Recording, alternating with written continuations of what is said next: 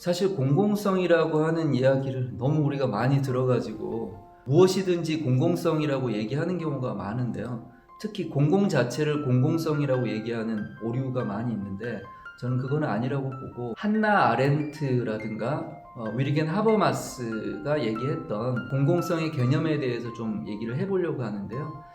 거기에서 이제 공공성을 얘기할 때는 보통 세 가지 개념을 가지고 얘기를 하는데, 첫 번째는 국민성에 대한 이야기입니다. 어떤 정책이나 제도의 주인이 과연 시민인가, 시민이 주체가 되어서 만들어낸 것인가 라고 하는 게 바로 국민성이라고 하는 개념입니다. 과거에는 국민성이 굉장히 낮은 상황에 있다가 점점 시대가 변하면서 시민들이 요즘 이제 촛불 같은 걸 보게 되면 얼마나 시민들이 직접 주인이 될 수 있는 것인가 라고 하는 걸 보여주고 있는데요.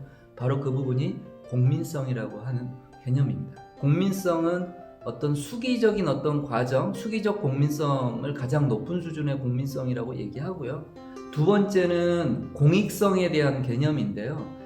공익성이라고 하는 것은 충분히 제도 자체가 많은 사람들에게 어떤 이타성을 갖고 있는가, 복지적으로 보게 되면 사회권이 보장이 되어 있고 그 보장의 내용이 보편적이고 충분한 것인가, 이런 것들이 확보되어 있을 때 우리는 공익성이 높다 이렇게 얘기하고, 그것들이 공공성이 높은 것으로 얘기할 수 있는 것이죠. 공익성은 보편성을 갖고 있는, 보편적 복지제도를 확보하고 있는 보편적 공익성을 가장 높은 수준이라고 얘기하고 있습니다. 세 번째는 공개성이라고 하는 개념인데요. 공론회장을 걸쳐서 시민들이 자율적으로 좀 참여해서 소통하고 논의하는 그 구조를 갖고 있는가, 그리고 그 과정을 밟아가고 있는 것인가 라고 하는 측면을 확보할 수 있을 때 우리는 공개성이 높고 그것이 공공성을 높일 수 있다 이렇게 얘기를 하게 됩니다. 소통이 원활하게 가능할 수 있는 소통적 공개성이라고 하는 것이